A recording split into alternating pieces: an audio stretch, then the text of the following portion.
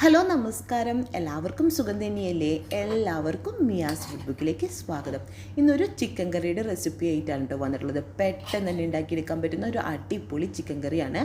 അപ്പത്തിൻ്റെയും ചപ്പാത്തിയുടെയും നൂലപ്പത്തിൻ്റെയും ചോറിൻ്റെയും ഒക്കെ കൂടെ കഴിക്കാൻ പറ്റുന്ന ഒരു അടിപൊളി കോമ്പിനേഷനാണ്. അപ്പോൾ ചിക്കൻ വറുക്കേണ്ട ആവശ്യമൊന്നുമില്ല, സിമ്പിളായിട്ട് തന്നെ നമുക്കിത് ഉണ്ടാക്കിയെടുക്കാം. അപ്പോൾ നമുക്കിത് എങ്ങനെയാണ് ഉണ്ടാക്കാമെന്ന് നോക്കിയാലോ? വീഡിയോ ഇഷ്ടപ്പെടുകയാണെങ്കിൽ ലൈക്ക് ചെയ്യാനും ഷെയർ ചെയ്യാനും കമൻറ്റ് ചെയ്യാനും മറക്കരുത്. ഉമ്മ വെച്ചിട്ടുണ്ട്, പാൻ ചൂടായി വന്നിട്ടുണ്ട്. അതിലേക്ക് ഒരു 4-5 വറ്റൽമുളകാണ് ഇട്ട് കൊടുത്തിട്ടുള്ളത്. അപ്പോൾ ഇത് ചെറുതായിട്ടൊന്ന് മൂപ്പിച്ചെടുക്കാൻ വേണ്ടിയിട്ടാണ്. ഒരു കയ്യിൽ വെച്ചിട്ടൊന്ന് ഇളക്കി കൊടുക്കുകയാണ്. കാഷ്നട്ടിൻ്റെ ക്രഷ് ചെയ്തിട്ടുള്ള കാഷ്നട്ടാണ് ചേർത്ത് കൊടുക്കുന്നത്. അപ്പോൾ അതും കൂടി ഒന്ന് ചെറുതായി ഒന്ന് മൂത്ത് വരട്ടെ. അപ്പോൾ ഈ മിളകും കാഷ്നട്ടും ഒന്ന് മൂത്ത് വരണ വരയ്ക്കും ഒന്ന് ജസ്റ്റ് ഒന്ന് മിക്സ് ചെയ്ത് കൊടുക്കാം. അപ്പോൾ മൂത്ത് വന്നിട്ടുണ്ട്. ഇപ്പോൾ മിളകിൻ്റെ ഒക്കെ ഒരു നല്ലൊരു സ്മെല്ല് വരുന്നുണ്ട്. ഇതൊരു മിക്സിയുടെ ജാറിലേക്ക് മാറ്റി കൊടുക്കുകയാണ് ഈ ഒരു ടൈമിൽ.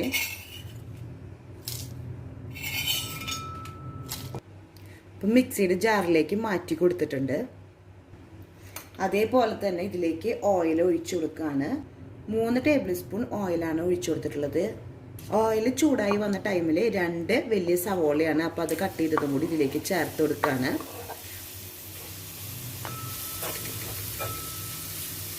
ഇതിലേക്ക് ആവശ്യത്തിന് ഉപ്പിട്ട് കൊടുക്കുകയാണ്.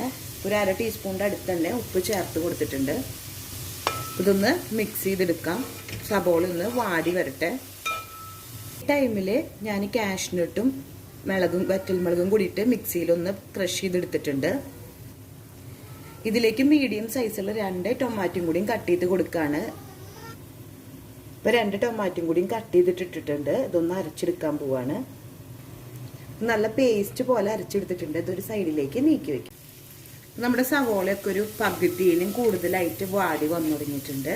അപ്പോൾ ഈ ഒരു ടൈമിൽ ഇതിലേക്ക് വെളുത്തുള്ളി ഇഞ്ചിയും കൂടിയിട്ടുള്ള ഒരു പേസ്റ്റാണ്. അപ്പോൾ ഒരു വലിയൊരു ടേബിൾ സ്പൂൺ തന്നെ ചേർത്ത് കൊടുക്കുന്നുണ്ട്. അപ്പോൾ അതും കൂടി ഇട്ട് കൊടുത്തതിന് ശേഷം ഒന്ന് മിക്സ് ചെയ്തെടുക്കുക. ആയിട്ടൊന്ന് ഇനി വാടി വരട്ടെ. ഇപ്പോൾ വെളുത്തുള്ളിയും ഇഞ്ചി ഇപ്പോൾ ചതച്ചിട്ടാണ് ഇട്ട് കൊടുത്തിട്ടുള്ളത്. അപ്പോൾ അതൊന്ന് വാടി വരണം. ഇപ്പോൾ നമ്മുടെ വെളുത്തുള്ളിയും ഇഞ്ചിയും സവോളയൊക്കെ നന്നായിട്ട് തന്നെ വാടി വന്നിട്ടുണ്ട്. ഈ ഒരു ടൈമിൽ നമുക്കിതിലേക്കുള്ള മസാലപ്പൊടികൾ ചേർത്ത് കൊടുക്കാം. അപ്പോൾ ആദ്യം തന്നെ ഞാനൊരു 1/4 ടീസ്പൂൺ മഞ്ഞൾപ്പൊടിയാണ്, 2 ടീസ്പൂൺ മല്ലിപ്പൊടി ചേർത്ത് കൊടുക്കുന്നുണ്ട്. ഈ ഒരു ടീസ്പൂൺ കൊണ്ടാണ് 2 ടീസ്പൂൺ മല്ലിപ്പൊടി ചേർത്ത് കൊടുത്തിട്ടുള്ളത്. അതേപോലെ തന്നെ 1 ടീസ്പൂൺ മുളകും പൊടിയാണ്. അപ്പോൾ ഓൾറെഡി മുളക് നമ്മൾ അരച്ചെടുത്തിട്ടുണ്ട്. അപ്പം അത് കാരണം തന്നെ ആവശ്യത്തിന് എരിവ് അതിലുണ്ട്. അപ്പം അത് കാരണം തന്നെ 1 ടീസ്പൂൺ ചേർത്ത് കൊടുത്തിട്ടുള്ളൂ. ഇതൊന്ന് മൂപ്പിച്ചെടുക്കാം. ഓയിൽ കുറവാന്ന് തോന്നുകയാണെങ്കിൽ ഈ ഒരു ടൈമിൽ ഒരു 1/2 ടീസ്പൂൺ ഓയിലും കൂടി ഒഴിച്ചു കൊടുക്കാം കേട്ടോ. അത് കുറവാണെന്നുണ്ടെങ്കിൽ തോന്നുകയാണെങ്കിൽ മാത്രം. ഇതിൽ ഇപ്പോൾ കുറച്ച് കുറവായി തോന്നുന്നുണ്ട്.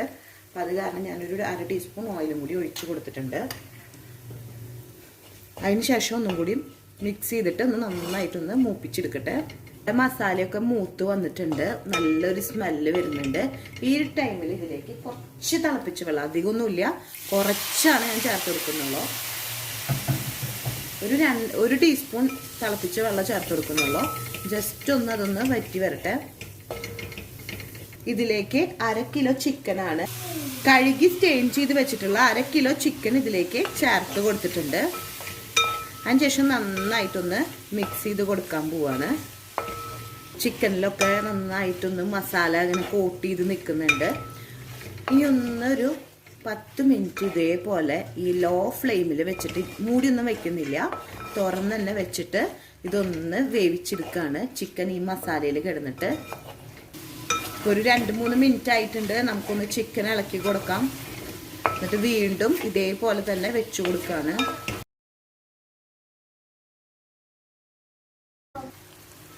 കണ്ടില്ലേ, ചിക്കനൊക്കെ നന്നായി ഇങ്ങനെ മസാലയിലൊക്കെ ഇടുന്ന ഇങ്ങനെ യോജിപ്പായി വരുന്നുണ്ട്.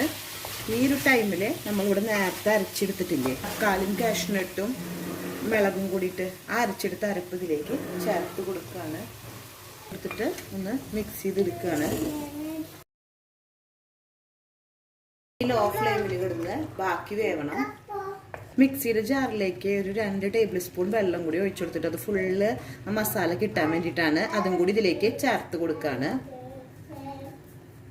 നന്നായിട്ടൊന്ന് മിക്സ് ചെയ്ത് കൊടുക്കാം. കണ്ടില്ലേ, ഓയിലൊക്കെ നന്നായി തെളിഞ്ഞു തുടങ്ങിയിട്ടുണ്ട്. കാണുമ്പോൾ തന്നെ മനസ്സിലാവുന്നുണ്ടാവും. ഈ ഒരു ടൈമിൽ നമുക്കൊന്ന് മിക്സ് ചെയ്ത് കൊടുക്കാം. അപ്പോൾ നമ്മുടെ മസാലകളൊക്കെ നന്നായിട്ട് ചിക്കനിലേക്ക് പിടിച്ച് അതിൻ്റെ വെള്ളമൊക്കെ വറ്റി വന്ന ടൈമിലാണ് നമുക്ക് ഓയിൽ തെളിഞ്ഞ് വരിക. അപ്പോൾ നന്നായിട്ടൊന്ന് മിക്സ് ചെയ്ത് കൊടുത്തതിന് ശേഷം ഇതിലേക്ക് ഈ ഒരു ടീസ്പൂൺ കൊണ്ട് 1 ടീസ്പൂൺ ഗരം മസാലയാണ്, അപ്പോൾ ഇവിടെ പൊടിച്ചു വെച്ചിട്ടുള്ള ഗരം മസാലയാണ്, അത് ഞാൻ ചേർത്ത് കൊടുക്കുകയാണ്. അതിനുശേഷം നന്നായിട്ടൊന്ന് മിക്സ് ചെയ്ത് കൊടുക്കുകയാണ്. അപ്പോൾ ഈ സമയത്ത് മസാലപ്പൊടി ചേർത്ത് കൊടുക്കുന്ന കാരണം നല്ലൊരു കാരണം തന്നെ ഞാൻ കുറച്ച് ഗ്രേവിയോട് കൂടിയിട്ടാണ് ഈ പ്രാവശ്യം ഉണ്ടാക്കുന്നത്. അപ്പോൾ അത് കാരണം തന്നെ ഇതിലേക്ക് തിളപ്പിച്ച വെള്ളം 1 കപ്പ് തന്നെ ഒഴിച്ചു കൊടുക്കുന്നുണ്ട്. അതിനുശേഷം നന്നായിട്ടൊന്ന് മിക്സ് ചെയ്ത് കൊടുക്കുകയാണ്. ഇപ്പോൾ നമ്മുടെ കറിയൊക്കെ തിളച്ച് തുടങ്ങിയിട്ടുണ്ട്. ഈ ഒരു ടൈമിൽ ഞാൻ സ്റ്റവ് ഓഫ് ചെയ്ത് കൊടുക്കുകയാണ്.